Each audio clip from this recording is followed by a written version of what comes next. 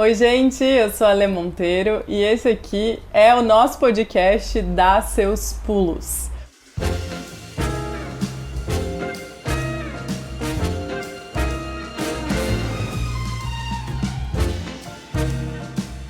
Hoje eu tô aqui com um convidado muito especial para mim, mas antes de falar quem é, eu quero dizer que a gente vai falar sobre algo que todo mundo enfrenta, que é o medo do fracasso. E o meu convidado hoje é meu irmão. Fala, galera! Meu irmão João Alexandre. Ele é meu irmão caçula, gente. E ele também é, além de meu irmão, é atleta de fisiculturismo, preparador físico e nutricionista. Sim. E a gente vai navegar aqui pelas nossas vidas, né? Vamos trocar uma ideia sobre a nossa vida. Jô, obrigada por estar aqui comigo. Tô bem feliz de estar aqui contigo, de estar podendo compartilhar experiências, vivências e tudo que a gente passou junto aí. Eu tava pensando sobre, assim, como é legal poder ter alguém da família aqui trocando essa ideia, porque normalmente quando você recebe um convidado, você tem que ter o rolê do briefing e talvez trocar uma ideiazinha antes de pra onde vai, pesquisar um pouco da história pra resenha fluir, né? Só que eu conheço a sua história. Exatamente. Então isso é um facilitador aqui da nossa conversa, mas também você tá na minha mão, que eu posso puxar qualquer coisa. Se eu der alguma informação falsa, ela já... Opa, já não foi bem assim. Detector de mentira vai vir aqui. Mas ele também, gente, por outro lado, também pode falar de mim. Eu tava pensando um pouco sobre as fases de vida que a gente enfrenta, assim, e eu acho que essa coisa do desejo pelo sucesso ou, né, o medo de não ser bem sucedido, isso vai se transpondo nas diferentes fases que a gente tem na vida. Com certeza. Não sei, como é que foi isso pra você, assim, adolescência? Eu tava pensando sobre... Porque eu acho que, apesar de estar na infância, não sei se você acha que isso existe na infância. Então, eu acredito que hoje em dia isso exista na infância. Porque com o avanço da tecnologia, cada vez mais nós temos mais acesso. Antigamente, qual que era o auge da inteligência da criança? Era ir no soletrando, entendeu? Uhum. Você via a criancinha lá no soletrando, falando e tal... Aí a gente foi se atualizando, a tecnologia veio vindo. Hoje você consegue acompanhar o filho do sobrinho de não sei quem lá no outro lado do mundo fazendo algo incrível, tocando violino, não sei, entendeu? É verdade. Então eu acredito que hoje, desde criança, já se tem acesso, porque eu acredito que da onde que vem esse medo de falhar? Também é da comparação. Então você vê uma pessoa com determinada idade fazendo determinada coisa e você se coloca nessa posição de falha, né, de derrotado, por exemplo. Então, pra mim, foi realmente no início da adolescência mesmo que você começa a entender o mundo como um mundo e começa a colocar pressões em você mesmo. Uhum. Então, eu me lembro que, eu sempre fui fissurado com esportes.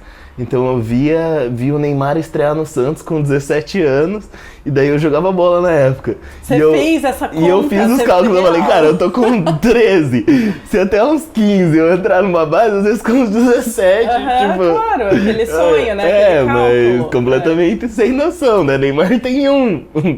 Quantas pessoas tentam jogar bola? Mas pra você ver um nível de... E talvez esse é o rolê, né, da nossa adolescência ali, que é assim, você tem a pressão, mas você ainda não tem a visão de mundo suficiente para entender que, cara, o mundo é mundo, que é maior, que a escala de comparação das coisas são maior, que nem todo mundo vai chegar naquele lugar. Exato, e então, com quem que a gente se compara? Normalmente é com quem aparece mais, então é sempre com pessoas que são muito fora da curva, que são extremamente... são únicas, né? São pontos que realmente, exemplo do Neymar, exemplo de, às vezes, uma supermodelo, às vezes a menina que aparece no filme. Então, realmente, a gente não tem essa concepção na adolescência, mas eu acredito que isso gera um medo, né, da falha. Você sempre foi essa pessoa dos... É que assim, gente, eu não sou a pessoa dos esportes, assim, tanto. Faço o mínimo viável possível, mas faço.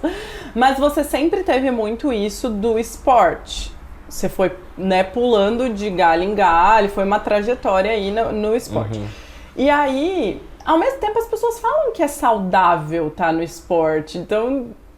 Com certeza, a competitividade, o esporte pode te alavancar como pode te derrubar, né? Assim, eu acredito em tudo na vida. Então, um outro período de transição que eu acho que muitos jovens sofrem com pressão é nesse momento de escolha de profissão, nesse momento de vestibular. Então, assim, eu me lembro, tipo, chegou primeiro ano, até o primeiro ano, meio do primeiro ano do ensino médio ali, era tudo festa, eu ia pra escola, eu me divertia, eu achava legal, eu não tava nem... Não tava com isso, não tinha batido. Não tinha batido isso. Aí eu acho que foi um teste que fizeram. E daí, tipo, uma galera foi muito bem, eu fui na média, assim. E aí a galera, ela foi bem porque ela quer medicina. Aí me deu esse estalo, tipo... O que eu quero? Como assim? O que eu quero? Eu nem tinha parado pra pensar em vestibular. E enquanto isso, tinham pessoas que já estavam, tipo, desde a 8ª série, desde a 7ª, 5ª série... já, tipo, nessa pegada, porque hoje em dia eles fazem máquinas de passar no vestibular. Então, assim, é desde a 5ª, 6ª série que as escolas já estão propensas a virar pra criança e, tipo, puxar e esticar ela pra ela... Atingir um objetivo, né? Sempre tem um objetivo a ser atingido. Eu fico pensando nisso, assim, a coisa do sucesso, porque é isso. O que é sucesso? É sempre um objetivo a ser atingido, né, na vida. E esse objetivo, ele vai mudando. Ele é um rolê eterno aí na nossa jornada. Eu lembro, você comentando, eu lembro disso, assim, do meu período de vestibular. Eu tinha muito medo de não passar em nada. Não sei se era muito nova, não sei se você lembra disso, mas eu vivi muito isso, esse medo de, meu Deus, eu não sei se eu vou passar, né? Eu lembro, tipo, se eu fechar meu olho eu consigo puxar na memória de madrugadas de você virando, tipo, estudando e você carregando aquele monte de livro do acesso, cara. Verdade. Tipo, as apostilas. Não tinha pesado pra caramba. E eu acho que bateu também. Tem uma hora que bate, né? Mas eu tinha isso. E daí eu lembro que eu fui fazer minha primeira prova, assim, falando desse primeiro momento, eu acho que do medo do fracasso. E aí eu fui fazer minha primeira prova e eu passei no primeiro que eu fiz. Daí isso me deu E daí eu lembro que eu fui passando em todos os vestibulares que eu fiz e cada um ia me dando essa coragem ali, né? Uma dose a mais de que não, eu vou sobreviver. E que é um lance também, ok, e se não tivesse sido de primeira, sabe? Por que a gente não... Por que tem que ser tudo de primeira? Isso é um ponto interessante, porque eu acredito que onde bate na maioria das pessoas esse medo de fracasso? É normalmente em quem não tem nada construído. Então você vê que o teu sucesso, de repente, a tua passagem nos vestibulares, foi algo que foi construído. Então você passou em um, passou em outro.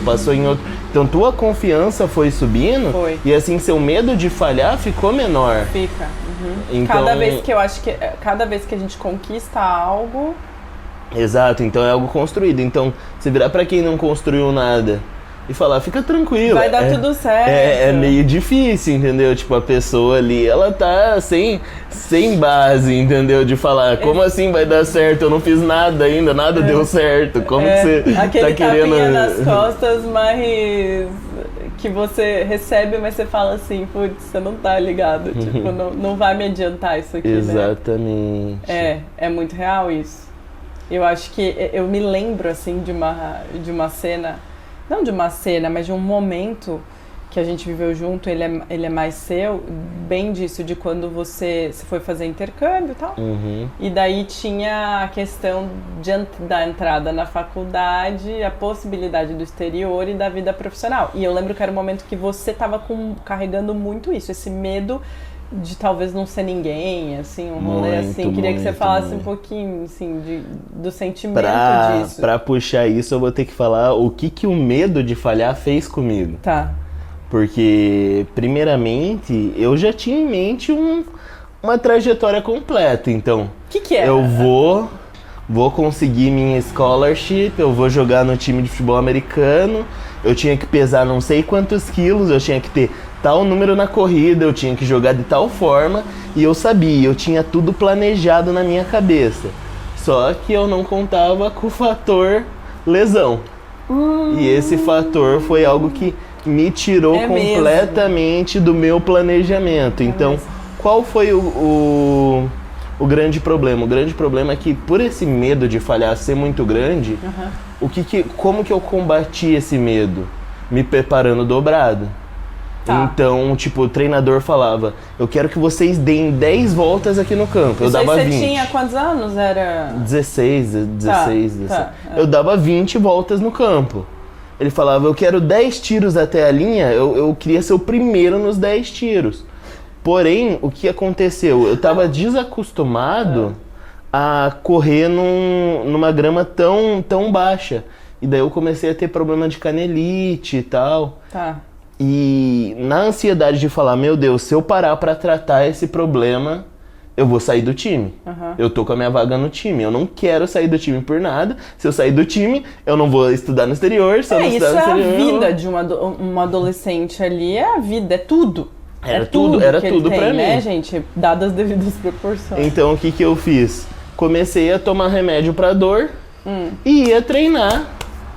Só que acontece, o remédio pra dor, ele tem um efeito que uma hora ele passa, entendeu? Ele não é... Você não vai sempre tomar a mesma dose e surtir o mesmo efeito. Como inúmeros remédios. Exatamente.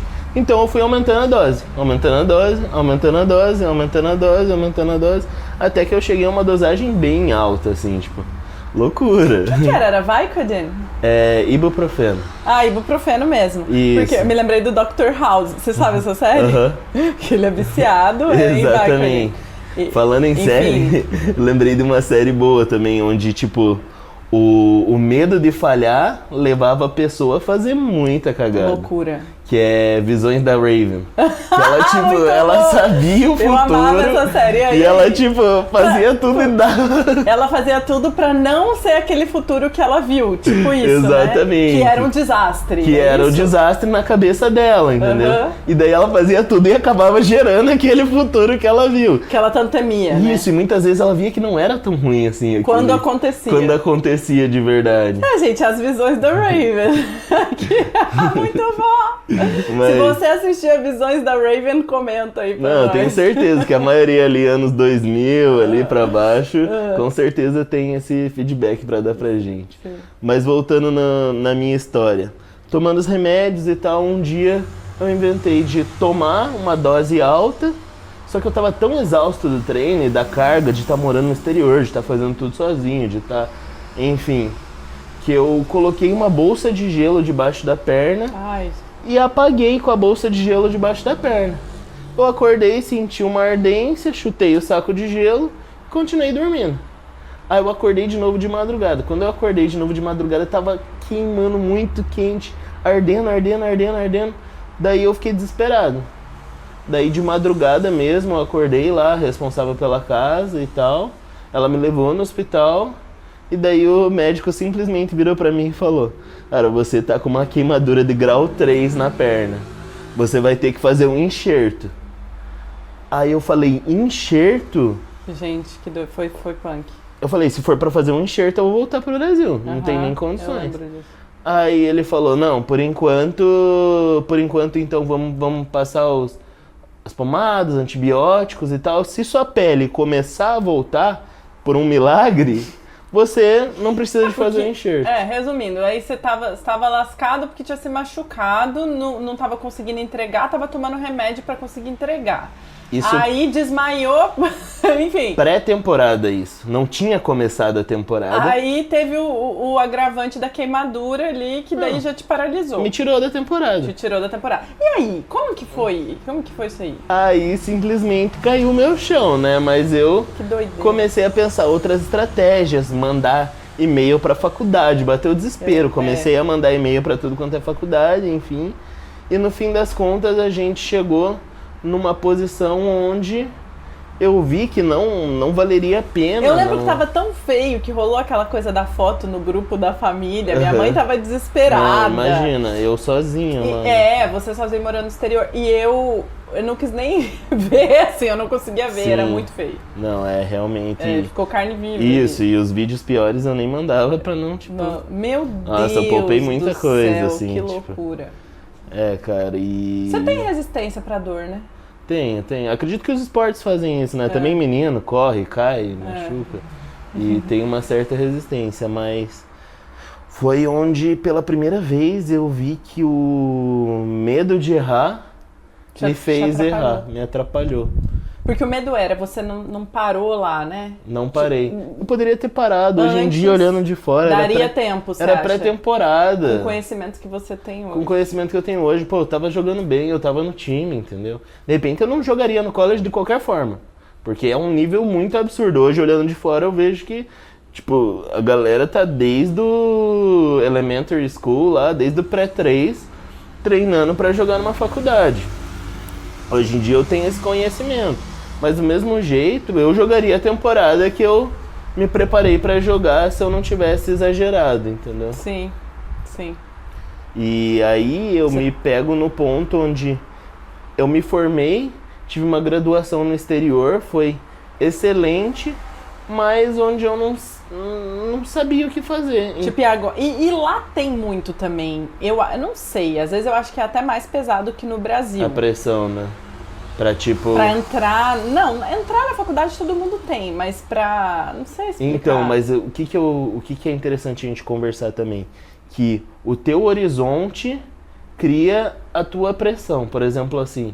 O quanto você explora, o quanto você conhece do mundo... O mundo não é só isso. Isso, exato. O quão grande é o teu mundo vai ser o nível das expectativas que você vai gerar. Tá. Então, por exemplo, eu fiquei 1 ano numa cidade de interior lá. Nessa cidade de interior, Alexandra, ninguém queria saber de faculdade. Os caras tipo, eu vou estudar... Terceirão, o que você vai fazer? O que você vai fazer da vida? Vou trabalhar na ferraria ali do meu pai, vou cortar madeira e já era, entendeu? Mas você sabe que às vezes eu tenho um pouco do coração de menina do interior. Algumas vezes minha vida não é isso. Sim. Mas às vezes eu tô andando na rua, assim, sob a pressão do mundo e de tudo que eu faço. E eu vejo, por exemplo, algum atendente numa loja, assim... E claro que todo trabalho tem sua dificuldade, mas eu acho que a responsabilidade por outras pessoas e coisas que a gente gira, cargos de liderança e de gerência, elas acabam tendo mais. E aí eu olho e falo, nossa, às vezes me dá uma vontade de ter um trabalho mais simples. De tipo, entendo. Só cuidar de uma loja no sentido de atender, ser atendente. Me dá isso. Onde você pode chegar... Sexta-feira, 6 horas da tarde, bater teu cartão e... Teve um dia que eu tava tão nervosa que tipo, eu tava andando e falei assim, nossa, que inveja desse frentista. Chorando O cara só tem que abastecer o carro. Claro que talvez na cabeça dele ele tenha outras demandas que ele ache, poxa, queria estar fazendo outra coisa, falando de profissões, da entrega da entrega. Então eu consigo entender também essa realidade do interior. Exato, então eu acredito que o teu horizonte... E são vidas, né? Exato, então no caso ali, enfim. O meu horizonte era muito grande. Era um jovem que tinha vivido a realidade do Brasil, a realidade do exterior, conhecido gente do mundo todo, e cada um ia fazer. Um ia pra Austrália de lá, outro ia... pra África, outro ia voltar pra China e tal, e quando isso começou a mexer com você. Quando você tá num meio assim, você sempre vai olhar pro outro e achar que o projeto de vida do outro é muito melhor que o teu. Até porque se já existe, né, se a pessoa já tá falando... Exato, se a pessoa já tá decidida. Porque eu tava indeciso do que eu ia fazer. Eu saí, eu não sabia com que cara eu ia falar com meu pai pra começar. Porque eu saí do Brasil falando que eu ia ser advogado pro meu pai e voltei falando que eu ia ser professor de educação física, entendeu? Isso é um rolê engraçado, né? Porque meu pai tem essa pira, gente, do ser advogado, assim. E a gente sempre, quando eu fui... É aquela clássico, gente, né? Eu fui fazer faculdade, faz direito. A minha irmã foi fazer faculdade, a Amanda faz direito. A Amanda tentou. Eu fui pro jornalismo, a minha irmã ainda tentou, Não, né? Minha irmã meteu a cara. Ela tentou 2 anos, eu acho, matando, e também, tipo assim, falou, cara, eu odeio isso, tipo, né? E aí depois mudou, fez vestibular, mudou de curso. E aí ele sempre teve isso, a gente sempre brincou e falou assim, você vai ter que ir você. E hoje ele foi, né? Meu pai, Sim. Ele é advogado. Depois de todas as faculdades e mestrado, ele decidiu agora, voltar o bichão, gente, entrar numa faculdade. Então... tinha esse rolê de como é que eu vou enfrentar a família. Como é que eu vou enfrentar tudo? Como é que eu vou enfrentar tudo? Eu, na minha cabeça, era que foi gerado expectativas de o João fazer algo grande. E que nem... exato. E o que é o grande, né? Volta de novo. Pra você tinha uma cara esse grande. Tinha uma cara. Tinha as expectativas do que você ouviu, de alguém comentar, do coisa que talvez nem eram tão real. Tipo, era real, mas não era um negócio que se você não fizesse teria um problema, sim. Não sei. Você sente que sim? Falando a realidade aqui rasgado. O que... Eu acho que eram mais expectativas que eu mesmo colocava na minha cabeça, sabe? Por causa de comentários, claro. Mas, tipo... Não era o fim do mundo. Mas hoje eu entendo que o grande é outra coisa. Não era fazer tipo, tal coisa. O que eu achava que era grande, de repente, vamos pensar no meu pai, por exemplo.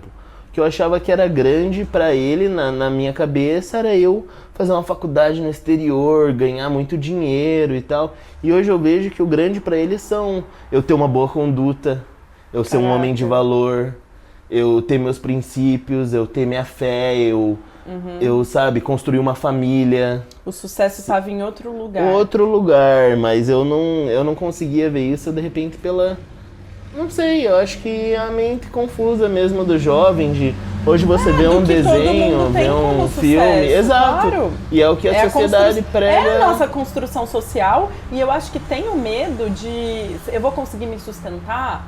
Exato. É um medo real, acho que até do adulto, não só do jovem, né? Eu acredito que cada fase da nossa vida a gente troca de medo. Eu não acredito que chega uma hora que a gente... Não, agora eu tô 100%. Eu acredito que, logicamente, como que a gente vai combater esse medo, né? Tendo fé, entendendo que eu gosto muito de uma música que eu sempre coloco quando eu tô nesses momentos que me bate essa ansiedade, que é aquela Surrounded. Quando eu sinto que estou cercado, aí que eu estou cercado assim que eu luto minhas guerras. Isso, assim que luto minhas guerras. Parece que estou cercado, mas sou cercado por ti, Exatamente, né? E essa frase começa a me impactar e eu caio na presença de Deus, porque realmente é isso, entendeu? Porque eu sinto que esse medo, esse pico de ansiedade, esse medo de falhar, é você sentir que você está cercado. É, pressionado. Você não, porque quando você tem um plano, meu. Relaxa, eu tenho um plano. Agora, quando você não tem, tipo... Tô rendido. Então, eu sinto que diversos momentos da nossa vida a gente sente rendido. De repente... Sente. Tipo, por exemplo, depois eu sinto que... Agora eu posso estar rendido pensando, como que eu vou construir uma família? Sim. Como que eu vou sustentar um lar? Antes era, eu vou escolher minha profissão, como vai dar certo, eu vou ser um profissional. Beleza, eu escolhi. Amanhã pode ser, como que eu vou sustentar uma criança?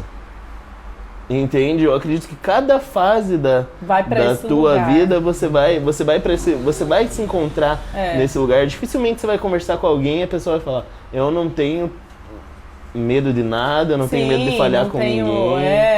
Não tenho um parâmetro de sucesso, por exemplo. E eu acredito, Alexandra, que até um pouquinho disso... É saudável. É saudável. Mas o lance da ansiedade é igual a ansiedade saudável. Tem um nível que nos move, que é protetivo, que nos movimenta.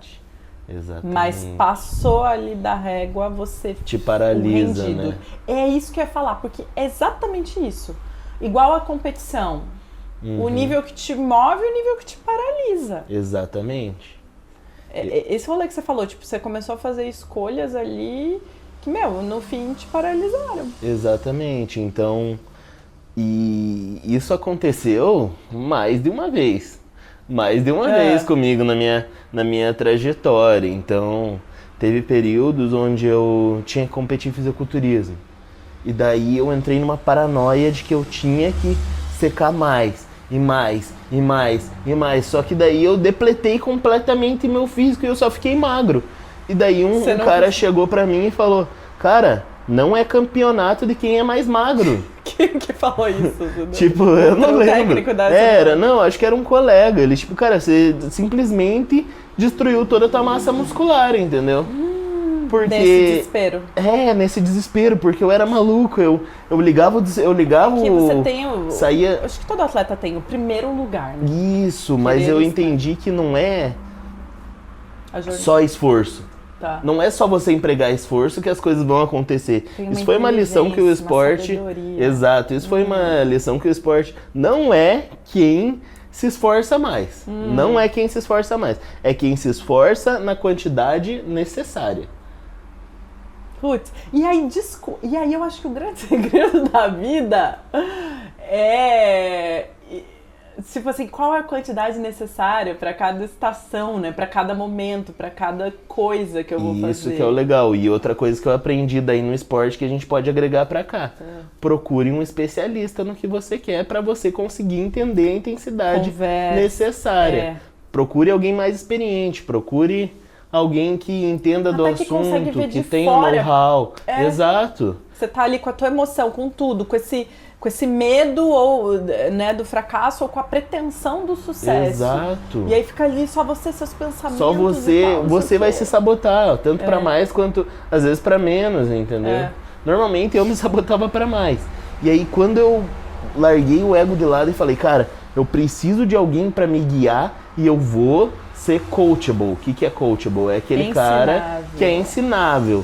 Então, assim, eu falei, eu vou ser coachable. Se o cara falar pra eu bater a cabeça 10 vezes na parede, eu vou bater, entendeu? E vai ser isso. E aí eu peguei e na verdade, foi mais leve. Foi mais tranquilo. Então, eu acredito que é isso, cara. É você ter algum especialista. Não dá pra você simplesmente... O que é mais fácil? Chegar do ponto A ao ponto B. Com o GPS eu sei, entendeu? Com o GPS, então isso é um outro ponto que a gente pode... E aí eu acho que entra um pouco, vou falar uma coisa que eu tenho refletido sobre a vida em comunidade. Eu tenho refletido muito sobre isso. A gente se tornou uma sociedade cada vez mais que caminha para o individualismo. É verdade. O individualismo é eu preciso fazer sozinho. Eu preciso chegar lá sozinho. E apesar de a gente até brincar, né, com esse negócio do dar seus pulos aqui, que é tipo assim, cara, vai se virando, né? Tipo, aconteceu alguma coisa, movimenta, vamos lá. Entende o que é o necessário para aquele momento da sua vida. Para mim é um valor muito grande, cada vez mais se torna um valor a vida em comunidade. Com certeza. Que é você ter o olhar do outro junto, que é você saber que você não precisa chegar lá sozinho. Não quer dizer que não é tua responsabilidade, mas a gente foi criando, até eu vi um postzinho que tá circulando, todo mundo tá mostrando, eu achei legal demais, que antes a gente pedia açúcar pro vizinho, agora você pede delivery. Antes você pedia para um familiar te levar no aeroporto, agora é o Uber. Isso é reflexo, claro que tem coisa que vai facilitar. Sim. Mas isso a gente vai perdendo, é um reflexo de uma sociedade que também vai perdendo a habilidade de chamar outras pessoas pro seu processo, né? E que você falou, é uma habilidade, né? É uma habilidade você construir com outros. E pra mim hoje, aí eu vou falar, sucesso, o rolê de sucesso, tá ligado, eu coloco na conta o chegar com mais gente junto, o deixar mais gente ser parte da minha jornada. Com certeza, Alexandre. Entendeu? Com certeza, porque... E eu acho isso muito saudável, tem me feito bem isso. Eu já joguei esportes coletivos e eu já joguei esportes individuais. Que é o que você faz hoje, né? Que é o que eu faço hoje, mas até hoje, sendo um esporte individual, eu entendo que eu não chego sozinho. Eu tenho um parceiro de treino, eu tenho um treinador, eu tenho um fisioterapeuta, eu tenho até minha própria família que me dá aquele background, mas eu vou te falar, você ganhar sozinho e você ganhar com uma equipe é totalmente diferente. Quando você ganha com uma equipe, você compartilha aquela vitória, é muito bom. É muito bom. Então eu acho que...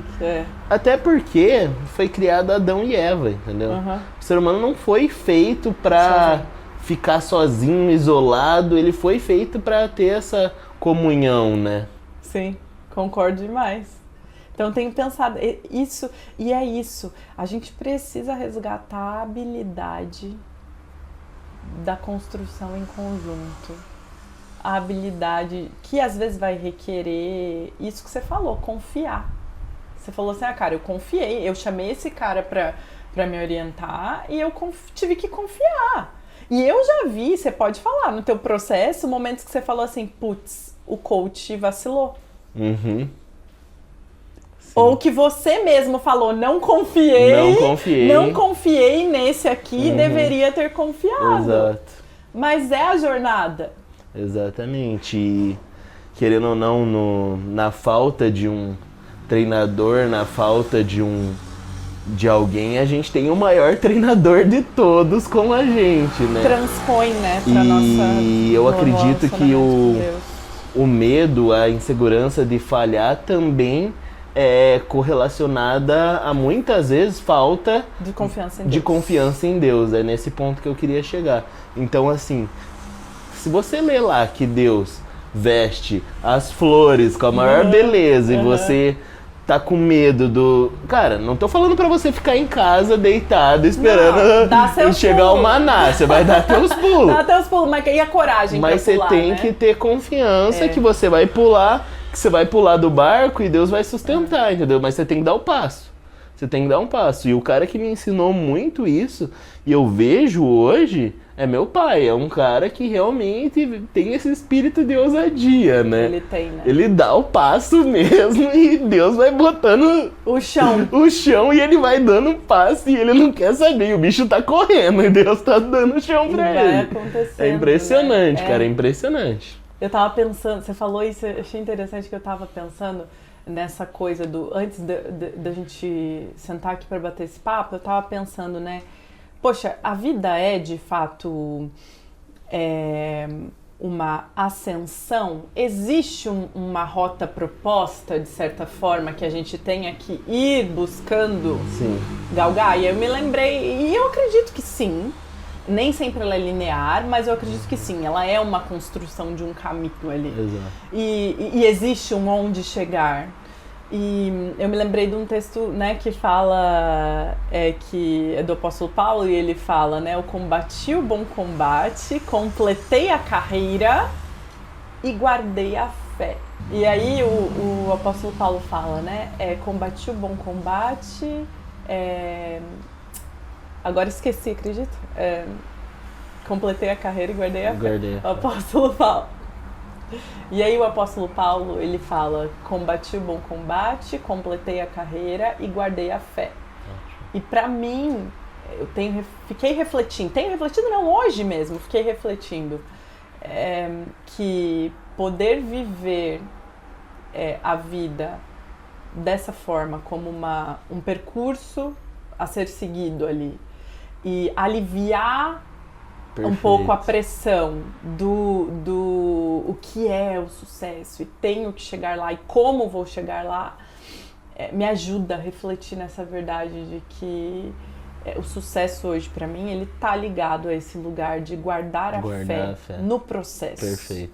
E aí eu acho que nesse processo de salto também, que é esse salto, né, esse pulo que é o negócio de eu vou pular e o chão vai estar lá, pra você até ter esse movimento que requer guardar a fé, assim, a expectativa de que nem tudo você vê.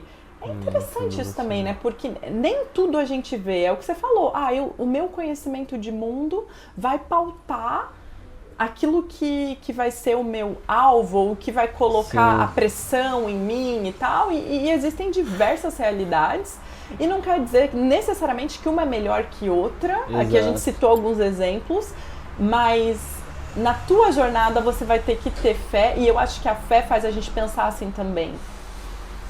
Eu não estou vivendo só com base na informação que eu tenho.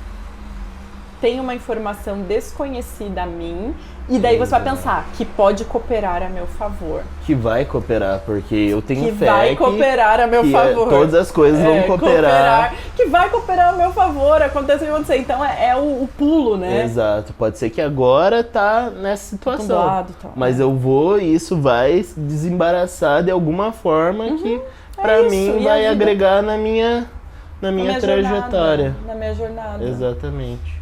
Né? Top.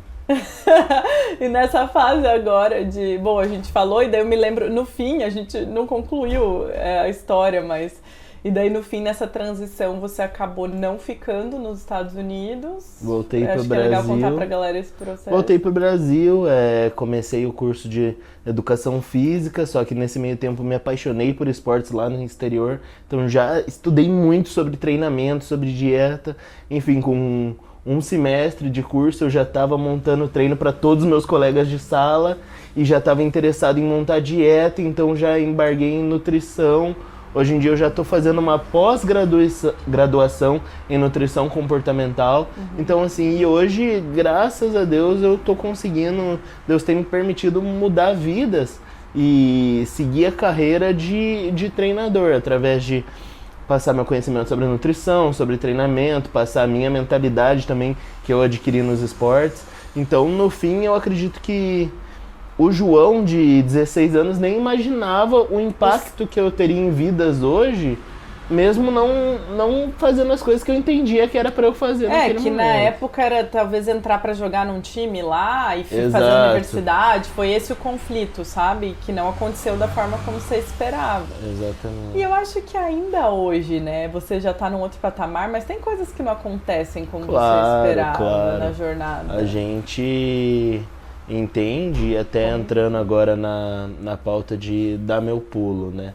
Como que eu tento dar meu pulo e me livrar desse medo de falhar? Através do que foi meu slogan, e eu fiz camisetas e, enfim, é o que eu tenho como base da minha vida, que é How you do one thing, you do everything. Então teu pulo, fala o teu pulo. Exato, como você faz uma coisa, você faz tudo na sua vida. Então é buscar realmente excelência em tudo que você colocar a mão. Eu acredito que através disso, tudo que você faz com esmero, tudo que você faz com excelência, tudo que você faz com cuidado, vai ter um fruto. Então você perde esse medo de falhar quando você sabe que você está entregando o seu melhor. Sim. Eu não estou falando para você entregar um esforço que você não tem para você se machucar. Eu estou falando para você entregar o seu melhor. Você entregando o seu melhor em todas as áreas da sua vida, você entregando o melhor no seu relacionamento, você entregando o seu melhor, cuidando do seu físico, você cuidando da sua saúde, trabalhando, enfim, no que você for fazer, você se dedicar, eu acredito que você vai ter êxito na sua vida e você não vai falhar. O meu pulo de hoje, que a gente sempre vai ter o nosso pulo aqui nesse podcast, acho que o meu pulo de hoje, ouvindo tudo que a gente conversou, saiba mensurar o seu momento. Saiba mensurar o esforço necessário para cada momento. Isso me chamou muita atenção. Porque realmente eu descobri, por exemplo, recentemente, que eu sempre queria compartamentar, que fala, tipo, separar assim, agora eu vou me dedicar só a essa área da minha vida, e amanhã eu vou me dedicar, ou daqui, quando eu terminar de dedicar essa aí, daqui a um ano eu começo a pensar nessa. E eu descobri que eu sou uma pessoa que lido bem com multi-projetos acontecendo, então hoje eu descobri que malabares funciona melhor pra mim, sendo que desde que eu saiba qual bola que tá na minha mão agora. Perfeito.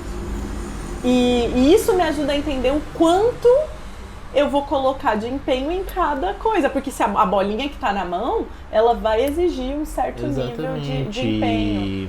Então, mensurar o quanto da entrega, assim, é meu pulo. Isso, perfeito. Pra dar o pulo, mas não dá de um jeito, assim, né? De qualquer forma, eu acho. Exato, porque dependendo de como você pular, você pode se quebrar. Exato, você pode se quebrar, né? Tentar. Também não ter Mas medo. Não deixar de pular. Não deixar de pular, porque você pegava toda a energia, colocava num projeto só e daí perdia várias oportunidades. Isso, é isso que estão acontecendo ali. Ou uma pressão tão grande para aquele único ser tão perfeito que ele nunca saía, né? Nunca saía, exatamente, te limitava, né? Então a mesma coisa minha lá, eu queria tanto ser o primeiro, eu queria tanto ser o melhor que eu me machuquei, entendeu? Então, às vezes, esse preciosismo exacerbado acaba limitando muitos projetos de Deus pra nós, né? É verdade. Você agora tem campeonato? Em breve, Tenho, né? 4 de outubro.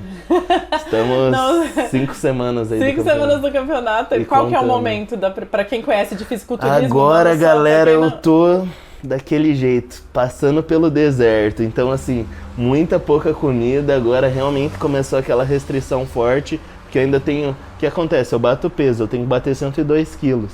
Então agora a gente tem que realmente dar aquela puxada, que eu tô com 108, pra gente chegar tranquilo com margem e fazer aquele pouso no final. Só plainar. Só plainar. Sem manobras arriscadas. Você já escolheu a música que você vai apresentar? O físico esse ano ou não? Já escolhi. Tá. Quer contar o spoiler ou não? Posso contar, é uma do Kirk Franklin. Qual? Que é aquela Revelation. Tem uma... Não, Do You Wanna Revolution? É Revolution. Revolution? Ah, não é Revelation, é Revolution. Revolução. Isso aí. Muito bom, JJ. Acho que vai ser divertido. Vai ser, obrigada. Tô empolgado, né? Obrigada por participar, estrear aqui, dar seus pulos. E é isso. Galera, isso foi mais ou menos uma conversa que a gente teria no jantar de casa. Às vezes a gente se empolga, eu vejo, meu Deus, já é 11 horas, eu tenho que dormir. Até tem coisa que nem abria, que eu fiquei pensando. Falei, vou deixar para outro momento, mas eu trago. Mas valeu demais. Muito Amei bom. ter você aqui. Obrigada. Tamo junto. Tamo junto.